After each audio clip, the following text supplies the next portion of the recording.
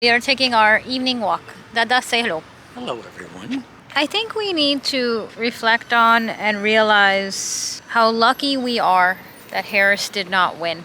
It's going to take time for everything we want to see happen over the next 4 years to happen. That's why it's a 4-year term. We must do more than talk about democratic values. We must live them. And I know that the liberals are going to jump on every little thing and be like, see, the war is not over in Ukraine and Russia in 24 hours. Things will get done, and things will get done. It takes time. But we really need to take a moment to be appreciative that she did not win.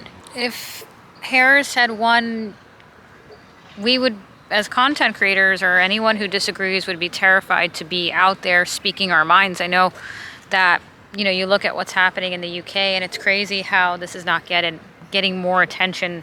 You had Vance start to speak about censorship and freedom of speech violations that are happening in the UK. This last October, just a few months ago, the Scottish government began distributing letters to citizens whose houses lay within so-called safe access zones, warning them that even private prayer within their own homes may amount to breaking the law.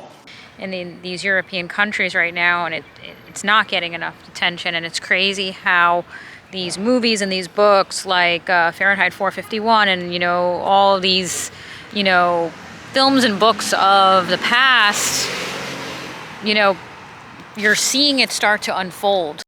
Will you come play with us? You will? Good. I thought you would. In the UK, if you have these situations where you have the police stopping you for thinking in the street, then something has gone amiss in the world. And, one of the main things I was concerned about if Harris had won was that would be our world here today. And she had made those comments, that social media needed to be, stomped on, basically. Where the prior administration threatened and bullied social media companies to censor so-called misinformation. They are directly speaking to millions and millions of people without any level of oversight or regulation. And that has to stop. I've seen an improvement in the safety of day-to-day. She would have done a number with that as well, with the new friends that were coming.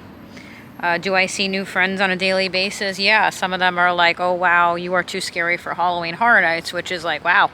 But it would have been obviously much worse under her. It's going to take time because the damage was so great under the Biden administration.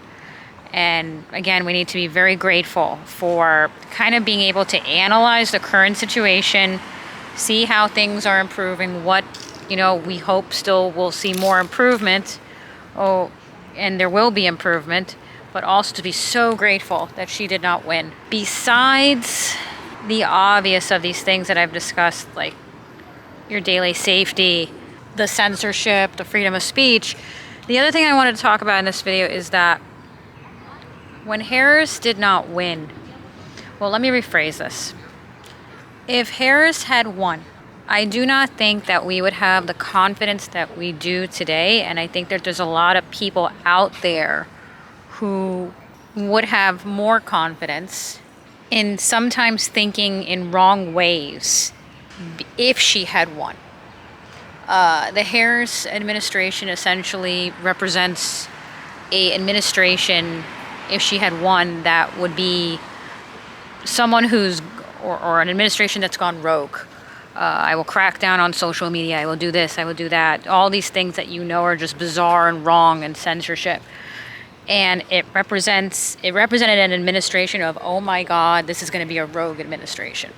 And if she had won, again, it's not just the things that she would implement and essentially destroy the country. It's also, I think that she would have empowered a lot of wrongdoing amongst other people, everyday people.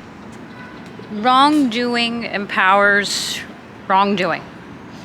And when you have an administration that has gone rogue, or would have been rogue, if it had gotten into power, I think it would have given kind of the thumbs up to other people just in your everyday life to also start to go rogue, if that makes sense. And I think that when we won as a party of logic, we put a sense to the everyday rogue interactions that can occur.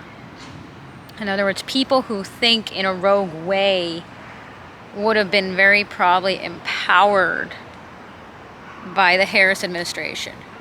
And we have an administration now that is back to logic, and it puts a reality of logic back onto everyday interactions. So I think we have a lot to be appreciative of. Not just the avoidance of everyday things that were on the table, like censorship, freedom of speech, bringing a lot of new friends, but also that our everyday interactions are back to some sort of normalcy, or moving in the sense of normalcy, and that everyday derangement is not being clapped for or empowered by the thought of my derangement is a reflection of a rogue administration. In other words, even everyday society is being checked, if that makes sense. With that being said, and being very appreciative that we're on track of normalcy and logic being now restabilized in the country.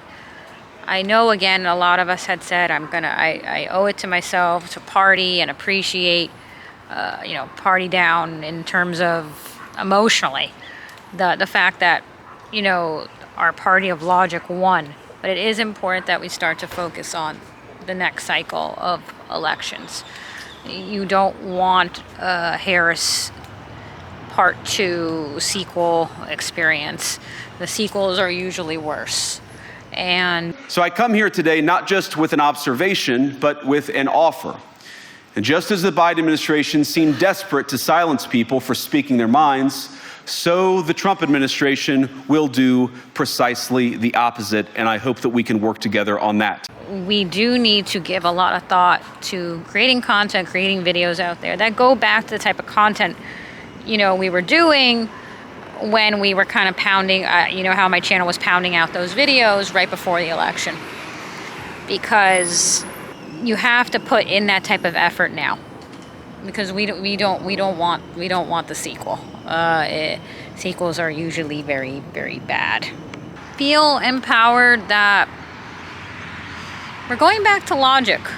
Logic is, we were always taught it was a good thing in school, and somehow that wasn't exactly important over the last 4 years. In Washington, there is a new sheriff in town, and under Donald Trump's leadership, we may disagree with your views, but we will fight to defend your right to offer it in the public square, agree or disagree. So yeah, thank you so much for watching. I appreciate you all. But thank you so much for watching. I really appreciate you all, and I will see you again soon in my next video, and bye!